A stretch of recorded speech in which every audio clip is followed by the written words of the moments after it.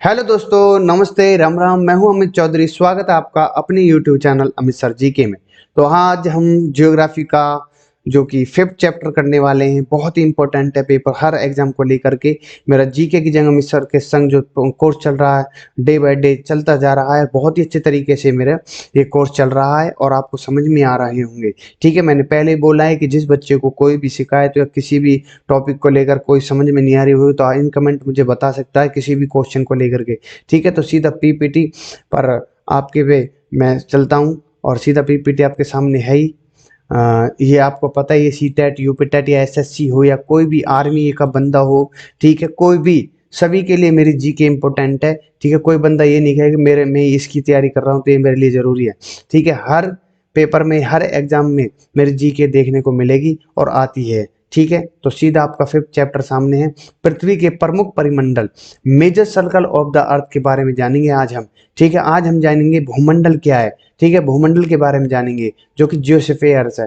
ठीक है, महाद्वीपों के कॉन्टिनेंट कितने हैं हमारे, कहाँ कहाँ कॉन्टिनेंट बसे हुए हैं, कौन कौन से कॉन्टिनेंट है, ये सारी। जलमंडल के बारे में जानेंगे, वाटर बोर्ड। ठीक है, और सागर सी, जो समुद्र हैं, कितने समुद्र है, कहाँ कहाँ समुद्र स्थित हैं। ठीक है, कितने भाग पर हमारा समुद्र या पानी स्थित है। सारी चीजें आज हम इस क्लास के अंतर्गत जानेंगे। ठीक है, एटमॉस्फेयर के बारे में भी इसी क्लास के अंतर्गत जानेंगे। ये थोड़ी सी लंबी क्लास होगी पर लेकिन क्लास होगी, दमदार क्लास होगी। और हर एक टॉपिक, हर एक स्लाइड में जो टॉपिक मेरा ऐड है और जो कि मैं बता चुका हूँ कि मैंने अपनी सारी मेहनत अपने कंटेंट की भी लगा रखी है। ठीक है, और आपको दिख भी रहा होगा। ठीक है, चैप्टर वाइज कोई भी सब्जेक्ट हो, हिस्ट्री हो, जियोग्राफी हो, पॉलिटी हो, जो कि सिविक्स होती है। ठीक है, इन तीनों सब्जेक्ट में जोरदार कंटेंट तैयार किया है ताकि बच्चे जीके के अंतर्गत मार नहीं गए। तो शुरू करते हैं हम। फर्स्ट आपके सामने पृथ्वी। पृथ्वी एकमात्र ऐसा ग्रह है जहां जीवन है, ये पहले भी मैंने बता चुका हूं। मानव जीवित रह सकता है क्योंकि जीवन के लिए आवश्यक तत्व भूमि, जल, हवा पृथ्वी पर मौजूद स्थित है और किसी प्लानेट पे ये चीज स्थित नहीं है तो वहां पर जीवन यापन है नहीं। ठीक है, तो आपको अच्छे तरीके से सारी चीजें मैंने समझाई हुई चैप्टर में। ठीक है, पृथ्वी की सतह ऐसी है जिसमें पर्यावरण के तीन महत्वपूर्ण घटक हैं। अब कौन कौन से घटक है वो देख लेना। ठीक है, आपस में मिलते हैं, एक दूसरे को प्रभावित करते हैं। पृथ्वी को ठोस भाग जिस पर हम रहते हैं, जिस धरती पर हम रहते हैं, जो आप खड़े हो, जिस पर आप सवारी चला रहे हो, कोई भी वाहन चला रहे हो, कुछ भी हो, आप रह रहे हो, खा रहे हो, पी रहे हो, घूम रहे हो, किस पर घूम रहे हो, पृथ्वी पर ही। ठीक है, ये सारी यही क्या कहलाता है, आपका भूमंडल कहा जाता है इसको। और गैस की परतें जो पृथ्वी के चारों ओर से घेरती हैं उसे वायुमंडल कहा जाता है। ठीक है, जो हमारे गैस जो हम सांस लेते हैं, ठीक है, जो ऑक्सीजन है, कार्बन डाइऑक्साइड जो छोड़ते हैं, वो गैसें जो हैं उनकी बात होती है, उनकी बात हो रही है यहाँ पर, उन्हीं को वायुमंडल कहा जाता है। ठीक है, जहाँ ऑक्सीजन, नाइट्रोजन, CO2 दूसरी गैसें पाई जाती हैं।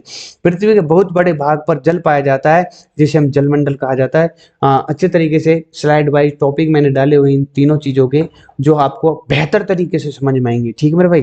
तो जलमंडल में जल की अवस्थाएं जैसे बर्फ, जल एवं जलवाष्प सम्मिलित हैं। जीवमंडल एक सीमित क्षेत्र है जहां स्थल, जल, हवा एक साथ मिलते हैं।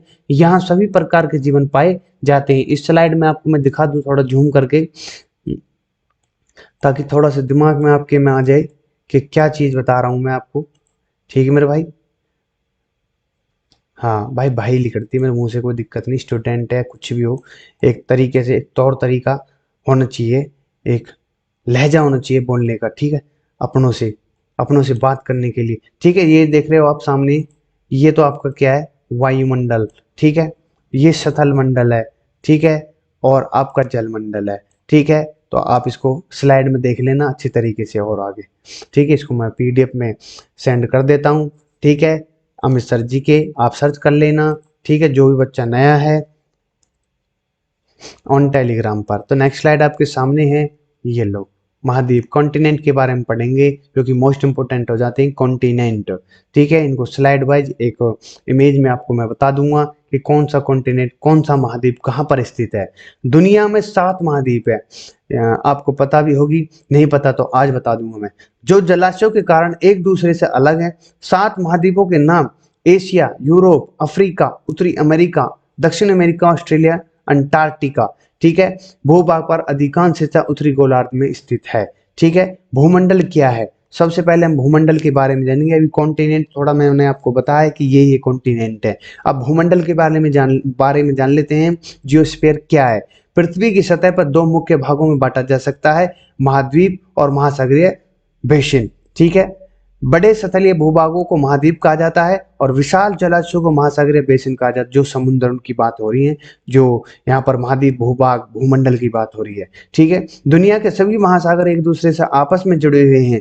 दिखाऊंगा प्रॉपर तरीके से, इमेज में दिखाऊंगा, प्रैक्टिकली दिखाऊंगा, ताकि आपको समझ में आए कि कहाँ से कैसे जुड़े हुए हैं। इसलिए हर जगह समुद्र का सतह एक समान रहता है। समुद्र तल से जमीन की ऊंचाई मापी जाती है और समुद्र तल के सतह को 0 माना जाता है। इसी से मापा जाता है कि समुद्र के तल से हमारे पर्वत की ऊंचाई मापी जाती है। ठीक है, या किसी गर्त को मापा जाता है। ठीक है, ये सारी चीजें आपको समझ में आ रही है। स्लाइड बाय स्लाइड में समझाऊंगा। अब मैं आपको बताऊंगा इसमें इमेज में कौन सी चीज कहाँ पर स्थित है। ठीक है, पृथ्वी पर सबसे ऊंची चोटी माउंट एवरेस्ट है जैसे। ठीक है, आपने सुना होगा माउंट एवरेस्ट कहाँ पर है। ठीक है, जो समुद्र तल से 8,848 मीटर, मतलब समुद्र का जो तल होता है ऊपरी, जो जिसको आप स्पर्श करते हो, वो उसको 0 मान करके फिर हम किसी पहाड़ की या किसी मैदान की या किसी क्षेत्र को हम मापते हैं कि ये समुद्र से कितना ऊंचा है। ठीक है, ऐसे ही माउंट एवरेस्ट है आपकी 8,848 मीटर ऊंचा है। दूसरी तरफ पृथ्वी पर सबसे गहरी जगह जो कि मैरियाना ट्रंच है, जो गर्त है, प्रशांत महासागर में मिलती है। ये मोस्ट इंपोर्टेंट है। मैरियाना ट्रंच किस महासागर में स्थित है? ये प्रशांत महासागर में, जिसकी गहराई समुद्र तल से 11,022 मीटर है। ये तो 8,848 मीटर है, उससे भी ज्यादा इसकी गहराई है। ये डीप है, मतलब कि एक ट्रंच है, गर्त है, बहुत ही गहरा, जो पैसिफिक महासागर में मिलता है हमारा। ठीक है, आपको याद रखना मैरियाना ट्रंच। ठीक है, आप ये जो नीचे इमेज देख रहे हो, एक बार मैं कलर चेंज कर लेता हूँ। ये तो है नॉर्थ अमेरिका, ये आपको लिखा हुआ है। ये है साउथ अमेरिका। मैंने जैसे कि पीछे पढ़े हैं 7 कॉन्टिनेंट आपके सामने, ये जो है इनको मैं बता रहा हूँ आपके सामने। ये है आपका यूरोप, जो ब्लू कलर सा, और ये आपका अफ्रीका है, और ये आपका एशिया है, जो विश्व का सबसे बड़ा कॉन्टिनेंट है, और ये आपका ऑस्ट्रेलिया है, और नीचे आपका अंटार्कटिका है। ठीक है, जिसको क्या कहा जाता है? श्वेत महाद्वीप। कोई पूछ लेगा एग्जामिनर कि श्वेत महाद्वीप कौन सा कॉन्टिनेंट, किसको पुकारा जाता है। ठीक है, ये सारी चीजें आपके सामने है, मैंने स्लाइड में समझा दिया है। ऐसी सी को भी समझा दूंगा, समुद्र है, सागर है, महासागर, उनके बारे में प्रॉपर तरीके से मैं बताता चलूंगा। कोई चीज छूट भी जाती है, अगले चैप्टर में वो सारी चीजों को मैं एनालिसिस कर दूंगा। ठीक है, ताकि आपको कहीं बाहर न जाए। ठीक है, एशिया महाद्वीप, एशियन कॉन्टिनेंट के बारे में हम पढ़ेंगे अब सबसे पहले अपना महाद्वीप, जो कि बहुत ही मोस्ट इंपोर्टेंट है एग्जाम को लेकर के। एशिया महाद्वीप विश्व का सबसे बड़ा महाद्वीप है। यह पृथ्वी के कुल क्षेत्रफल के 1/3 भाग में फैला है। यहाँ से क्वेश्चन उठता है कि कितने भाग में फैला हुआ पड़ा है क्या हमारा एशिया महाद्वीप? यह महाद्वीप पूर्वी गोलार्ध में स्थित है। कर्क रेखा इस महाद्वीप से होकर गुजरती है। एशिया के पश्चिम में यूराल पर्वत है, जो इसे यूरोप से अलग करता है। यूरोप एवं एशिया के संयुक्त भूभाग को यूरेशिया कहा जाता है। ठीक है, पूछ लेगा कि यूरोप और एशिया के संयुक्त भूभाग को क्या कहा जाता है? यूरेशिया कहा जाता है। ये आपको समझ में आएगी। ये आपका एशिया है, जितना भी दे रखा है ना, सारा का सारा, यहाँ से जापान है, ये मंगोलिया, चीन है, हाँ ठीक है, ये सभी कजाकिस्तान है, अजबेरिस्तान है, उज्बेकिस्तान, जितने भी नाम दे रखे हैं ना, इसमें मैंने लिया हुआ है ये, तो आप पढ़ लेना। ठीक है, कोई देश छूट भी गया उसके लिए सॉरी, प्रॉपर मैंने जो मैन है उनको दे रखा है आपके सामने। ठीक है, तो ये आपका एशिया महाद्वीप है आपके सामने। ठीक है, जो बहुत ही अच्छे तरीके से लिखा। इसमें क्या है? यह पृथ्वी का जो कि लिख रखा है कुल क्षेत्रफल के 1/3 भाग पर फैला हुआ कौन सा महाद्वीप? एशिया महाद्वीप हमारा। ठीक है, यूरेशिया कहा जाता है। ये नीचे आप पढ़ लेना। और इसी और ये मोस्ट यहाँ जो है कर्क रेखा इस महाद्वीप से होकर गुजरती है। पूछ लेगा कि एशिया महाद्वीप से कौन सी रेखा गुजरती है? कौन सी? कर्क रेखा। ठीक है, नेक्स्ट स्लाइड आपके सामने, यूरोप महाद्वीप। ठीक है, यूरोप महाद्वीप, यूरोप एशिया से बहुत छोटा है। यह महाद्वीप एशिया के पश्चिम में स्थित है। किधर? एशिया के हमारे पश्चिम में स्थित है। कौन सा महाद्वीप है? यूरोप महाद्वीप। और आर्कटिक से होकर गुजरता है। यह 3 तरफ से जल से घिरा हुआ है। यहाँ से लेकर यहाँ तक यह 3 तरफ से किससे घिरा हुआ है? जल से घिरा हुआ है। कौन सा महाद्वीप? हमारे यूरोप महाद्वीप। ठीक है, अब नेक्स्ट आपका अफ्रीका महाद्वीप, जो कि मोस्ट इंपोर्टेंट है। नेक्स्ट स्लाइड में ये रहा आपका अफ्रीका महाद्वीप। आपको मैं समझा दूंगा। अफ्रीका एशिया के बाद विश्व का दूसरा सबसे बड़ा महाद्वीप है और विषुवत जो कि विषुवत वृत्त या 0 डिग्री अक्षांश, जो कि मैं आपको बहुत अच्छी तरीके से डीपली तरीके से समझा चुका हूँ कि ये चीज क्या होती हैं। इस महाद्वीप के लगभग मध्य भाग से होकर गुजरती है। कौन सी? 0 डिग्री अक्षांश। अफ्रीका का बहुत बड़ा भाग उत्तरी गोलार्ध में स्थित है। यह एक ऐसा महाद्वीप है जिसे होकर करक, विषुवत और मकर तीनों रेखाएं गुजरती हैं। ठीक है, आपकी जो पृथ्वी है उसकी जो मैंने तीनों रेखाएं मैंने आपको बताई हैं, उसमें तीनों ही रेखा जो अफ्रीका आपका ये जो अफ्रीका कॉन्टिनेंट है इससे तीनों ही रेखाएं होकर गुजरती हैं। आपको मैंने समझा भी दी है कौन कौन सी रेखा थी, वो सारी चीजें आपको समझ में आ रही होंगी। ठीक है, यही कहने का भाव था इसका, यही कहने का मतलब है। थोड़ा अगला आगे पढ़ते हैं।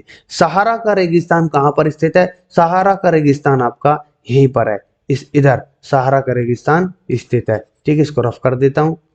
सहारा पूछ लेगा सहारा का रेगिस्तान कौन सी कॉन्टिनेंट में, तो आपको जवाब देना पड़ेगा रेगिस्तान विश्व का सबसे बड़ा गर्म रेगिस्तान है जो कि अफ्रीका में स्थित है। यह महाद्वीप चारों तरफ से समुद्र महासागरों से घिरा हुआ है। क्या कौन सा महाद्वीप? आपका अफ्रीका महाद्वीप। विश्व की सबसे लंबी नदी नील नदी अफ्रीका से होकर गुजरती है। ठीक है, यहीं से होकर गुजरती है नील नदी और सीधे भूमध्य सागर में गिर जाती है। इसका भी टाइम आएगा, मैं आपको बता दूंगा प्रॉपर इमेज के तरीके से कहाँ कहाँ कर होकर गुजरती है। ठीक है, कि नील नदी की देन कौन सा देश है। ठीक है, ये सारी चीजें आगे मैं चैप्टर वाइज क्लियर करता चलूंगा। ठीक है, ऐसा नहीं कि आपका अफ्रीका खत्म तो मैं इन चीजों को बताऊंगा नहीं, आगे चैप्टर में मैं आपको बता दूंगा। ठीक है, आज ही सब कुछ क्लियर कर लेंगे, फिर आगे क्या बताऊंगा मैं आपको। ठीक है, तो नेक्स्ट आपके सामने है उत्तरी अमेरिका महाद्वीप। ठीक है, उत्तरी अमेरिका महाद्वीप को मैं थोड़ा बता दूं। उत्तरी अमेरिका महाद्वीप ये रहा, मैंने पहले भी बता दिया। नॉर्थ अमेरिका कहाँ पर है, साउथ अमेरिका कहाँ पर है, ये सारी चीजें मैं क्लियर पहले भी कर चुका हूँ। उत्तर अमेरिका महाद्वीप विश्व का तीसरा बड़ा महाद्वीप है और यह दक्षिण अमेरिका से एक संकरे स्थल से जुड़ा हुआ है जिसे पनामा की संधि कहा जाता, जल संधि कहा जाता है। यहाँ से क्वेश्चन उठा है कि पनामा जल संधि किन किन कॉन्टिनेंट को जोड़ती है। ठीक है, यह महाद्वीप पूरी तरह से उत्तरी और पश्चिम गोलार्ध में स्थित है।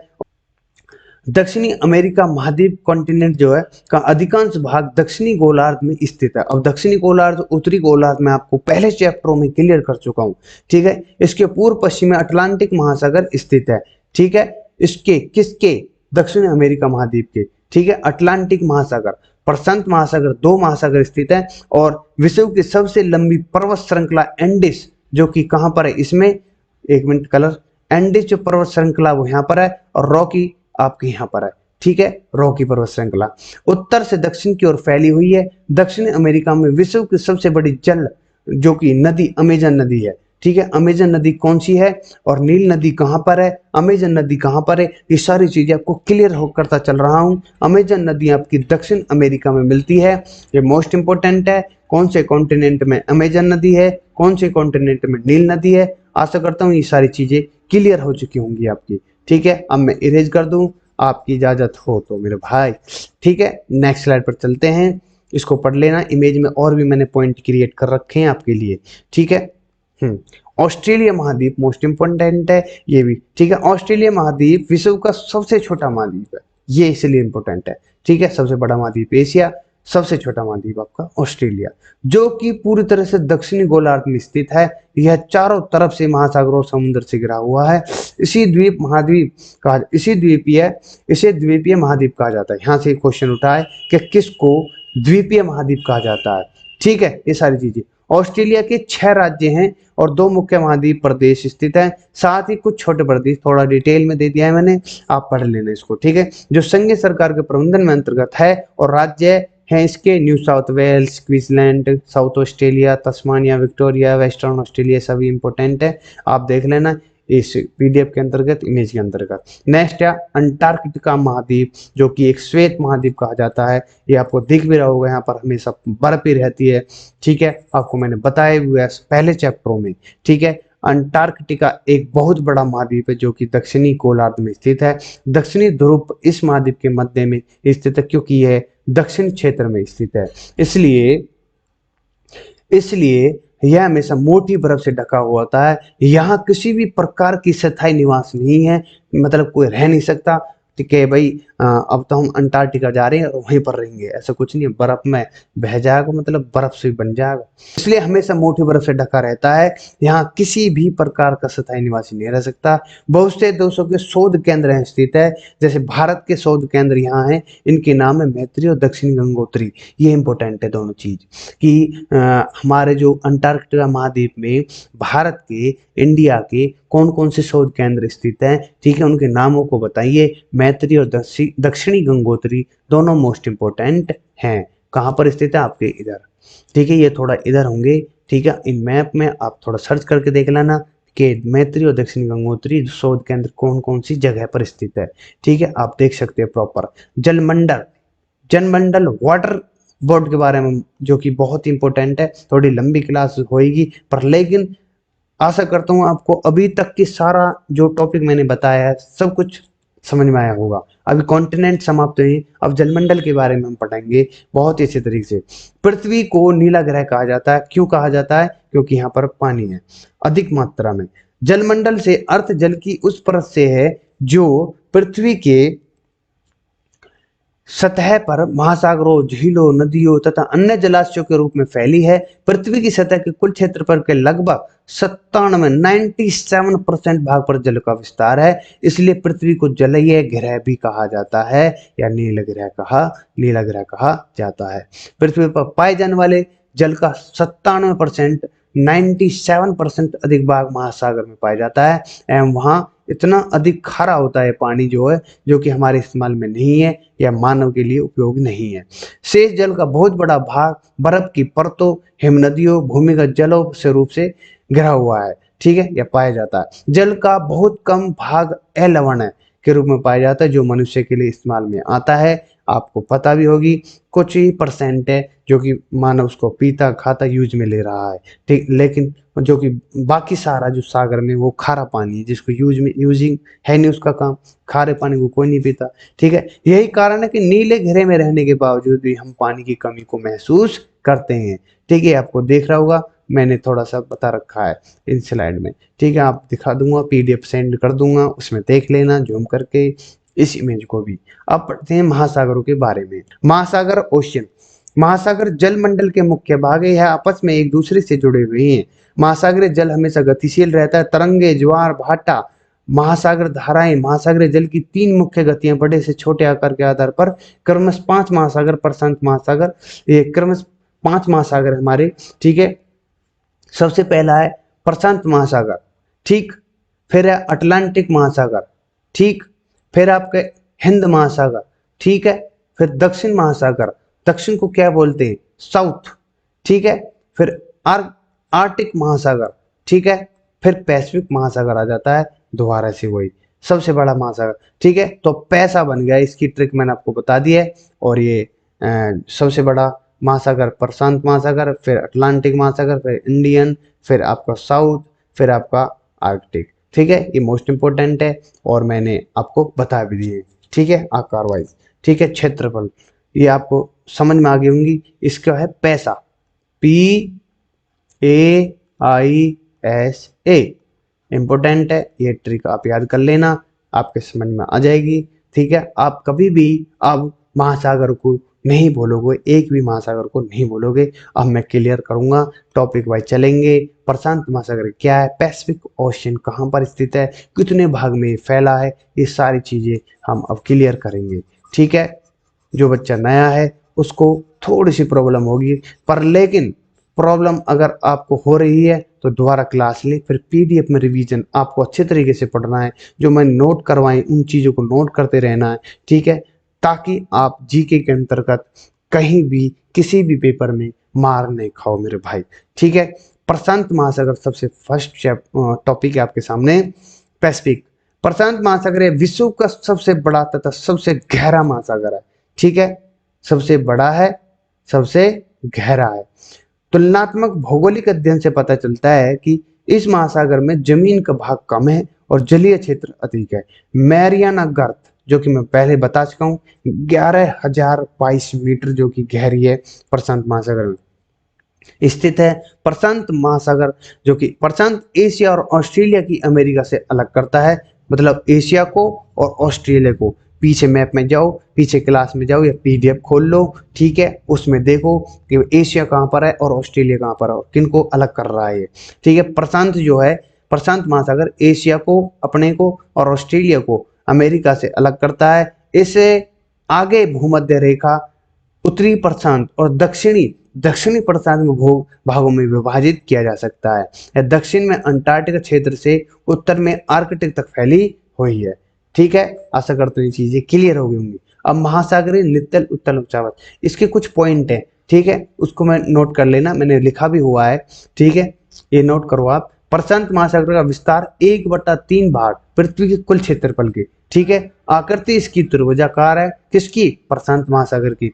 मैंने चित्र क्रिएट करे नहीं है, इमेज डाली नहीं है, ठीक है, आप गूगल सर्च कर लेना, ठीक है। प्रमुख गर्तें मैरियाना है, क्यूराइल है, एलोसियन है, ठीक है, तीनों ही मोस्ट इंपोर्टेंट है। और मैरियाना गर्त मोस्ट इंपोर्टेंट है, इसकी गहराई को भी आप लिख लेना, 11,022 मीटर है आपकी, ठीक है, याद कर लेना। द्वीप सर्वाधिक संख्या में इसके कितने हो गए? 20,000 द्वीप हैं। सबसे ज्यादा द्वीप किस महासागर में मिलते हैं? तो आपके प्रशांत महासागर में। अटलांटिक महासागर आपका नेक्स्ट है। पैसा जो मैंने ट्रिक बताई उसी के अनुसार चल रहे हैं हम, ठीक है। सबसे बड़ा आपका पैसिफिक है, फिर अटलांटिक है, फिर इंडियन है, फिर ऐसे ऐसे चलते जाएंगे, ठीक है। अटलांटिक महासागर विश्व का दूसरा सबसे बड़ा महासागर है। यह अंग्रेजी भाषा के एस अक्षर के आकार का है। इसके पश्चिमी किनारे पर उत्तर और दक्षिण अमेरिका है तथा पूर्वी किनारे पर यूरोप एवं अमेरिका अटलांटिक महासागर के तटरेखा पर बहुत दंतोरित है। यह व्यापार की दृष्टि से सबसे व्यस्त महासागर है। स्लाइड पर आपके सामने इसके नित्तल उच्चावच आपको पढ़ लेना। पृथ्वी का 1/6 भाग है और एजोर्स की पाइको द्वीप और कैप वर्ड द्वीप इस पे स्थित है, ठीक है। और थर्ड पॉइंट आपके सामने हिंद महासागर, इंडियन ओशियन। हिंद महासागर ही एक ऐसा महासागर है जिसका नाम किसी देश के नाम यानी भारत के नाम पर पड़ा है, ठीक है, भारत। यह महासागर लगभग त्रिभुज आकार का है, ठीक है। इसके उत्तर में एशिया, पश्चिम में अमेरिका तथा पूर्व में ऑस्ट्रेलिया स्थित है। मैप में आप देख लेना प्रॉपर तरीके से, जो मैंने सबसे पहले। हिंद महासागर का नित्य उच्चावच कौन कौन से पॉइंट है यहाँ पर? निम्न तटों का विस्तार अत्यंत कम है। द्वीप यहाँ पर मेडागास्कर जो कि पूछा गया है, श्रीलंका है द्वीप, सुमित्रा द्वीप है, जावा द्वीप है, मालद्वीप है। ये सभी मोस्ट इंपोर्टेंट है हमारे इंडियन पेपर में। ये इंडियन ओशन मोस्ट इंपोर्टेंट है, इसके द्वीप भी मोस्ट इंपोर्टेंट है। ज्यादा मैंने लिखे नहीं है, 5 लिख रखे हैं आपके सामने।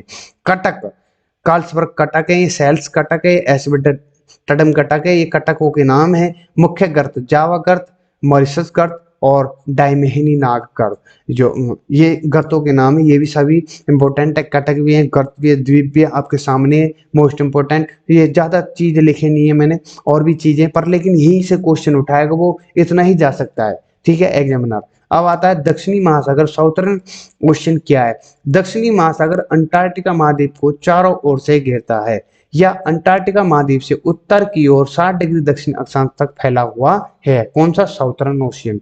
आर्कटिक महासागर जो कि 5 है आपका, आर्कटिक जो कि सबसे ऊपर स्थित है, ठीक है, उत्तरी गोलार्ध, उत्तरी ध्रुव जो वहां पर, क्या? आर्कटिक।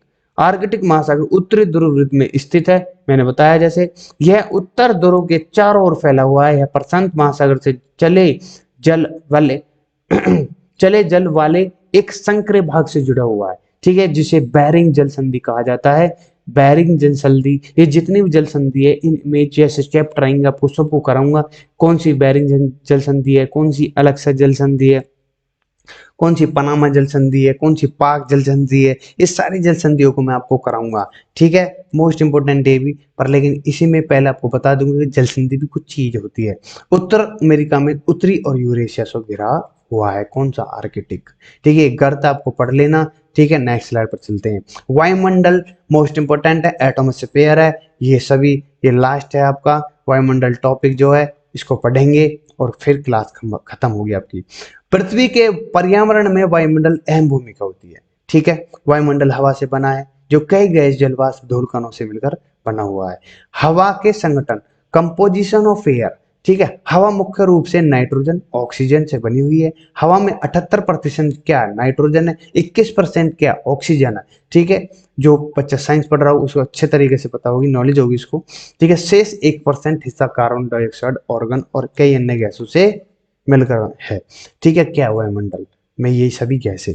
नाइट्रोजन की भूमिका क्या है, रोल ऑफ नाइट्रोजन।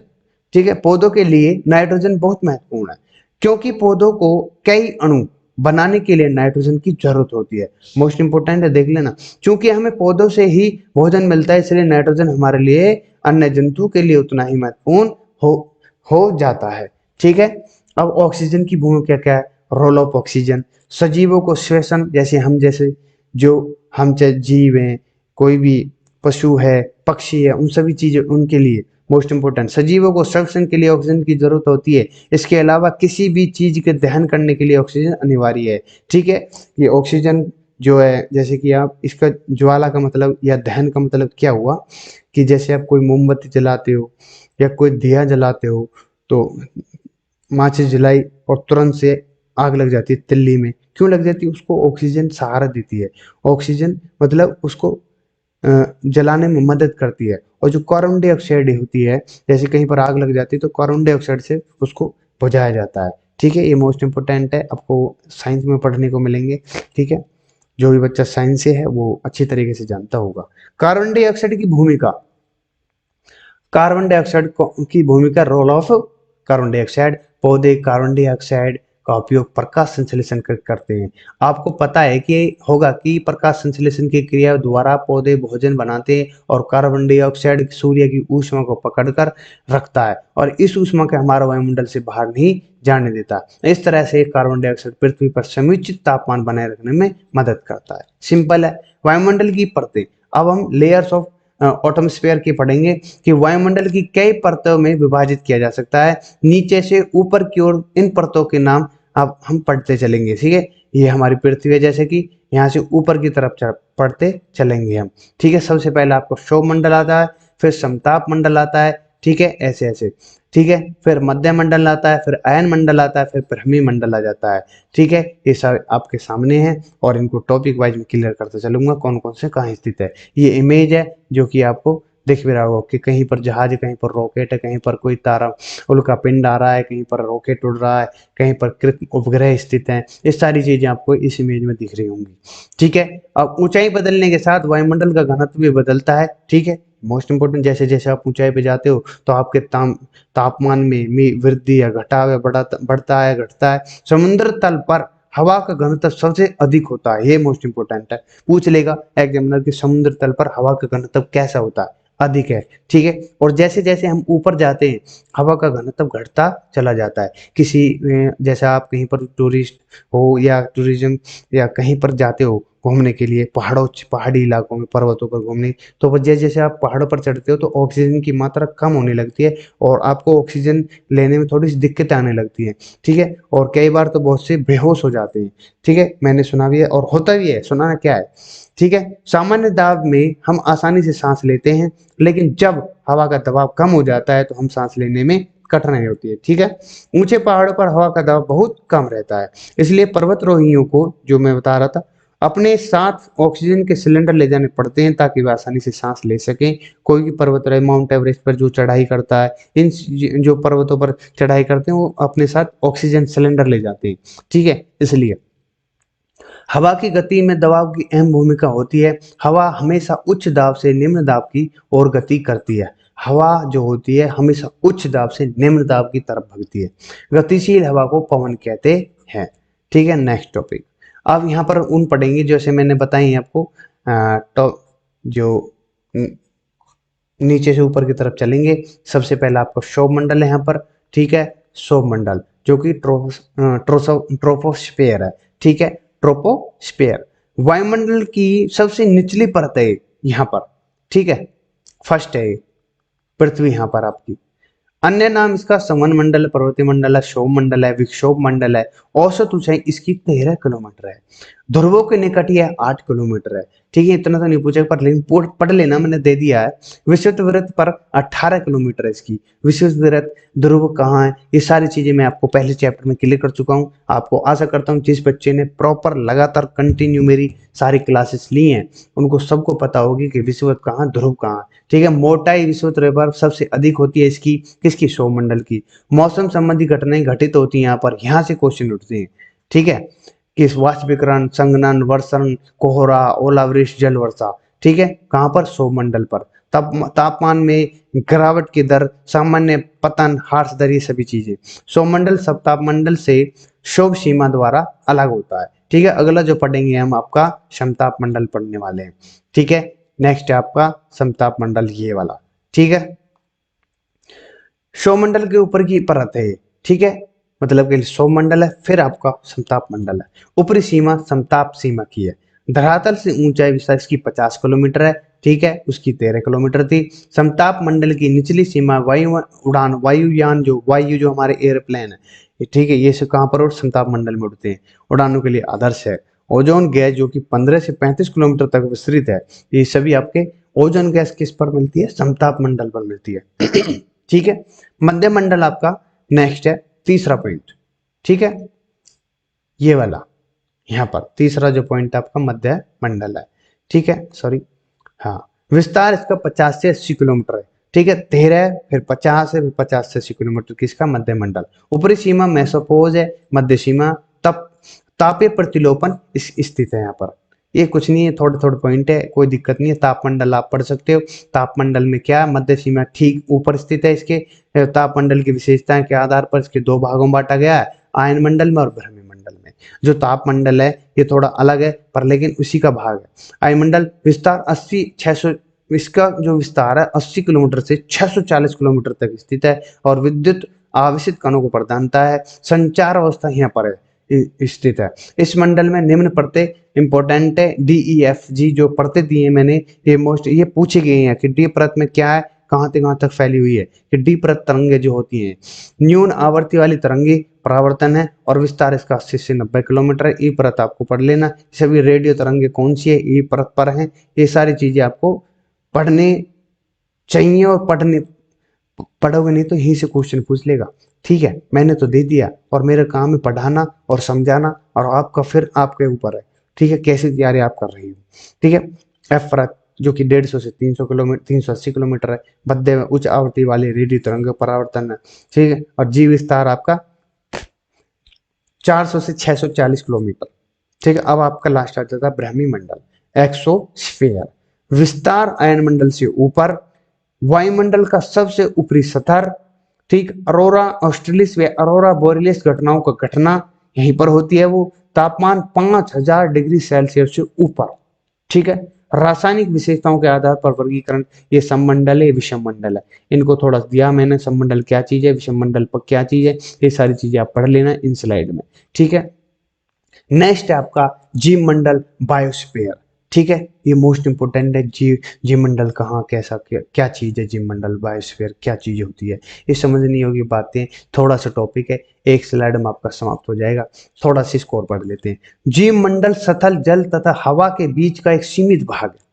ठीक है, यह वह भाग है जहां जीवन मौजूद है। यहाँ जीवों की बहुत सी प्रजातियां हैं। ठीक है, जो कि सूक्ष्म जीव और बैक्टीरिया को लेकर बड़े स्तनधारी के आकार में पाई जाती है, वही तो जीव है। मनुष्य सहित सभी प्राणी जीवित रहने के लिए एक दूसरे से जीव मंडल से जुड़े हुए हैं।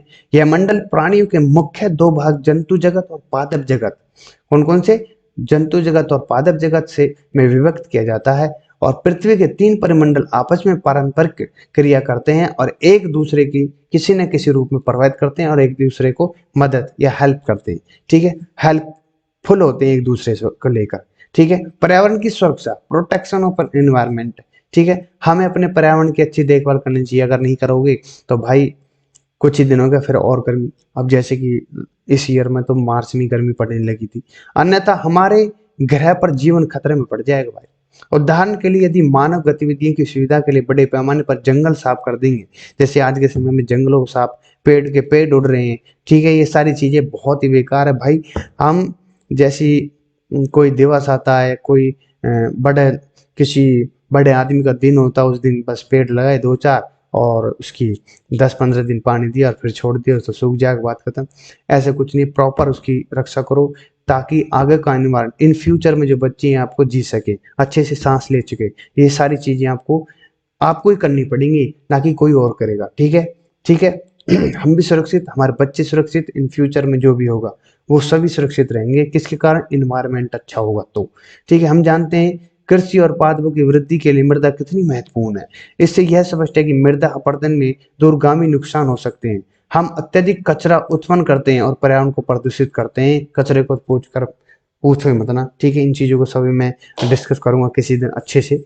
ठीक है, और आई थिंक क्लास मेरी यहीं पर समाप्त होती है। तो इसी के साथ मेरी क्लास यहीं पर समाप्त होती है। मेरी क्लास कैसी लगी आज की, जो कि मोस्ट इम्पोर्टेंट है ये क्लास, 5th चैप्टर आपका। तो इसी के साथ मैं विदा लेना चाहता हूँ। मेरी क्लास को लाइक शेयर सब्सक्राइब करते रहो और शेयर करते रहो ज़्यादा से ज़्यादा, और इन कमेंट में मुझे बताते रहो कि मेरी क्लासेस कैसी लग रही हैं आपको। ठीक है, नमस्ते, राम राम।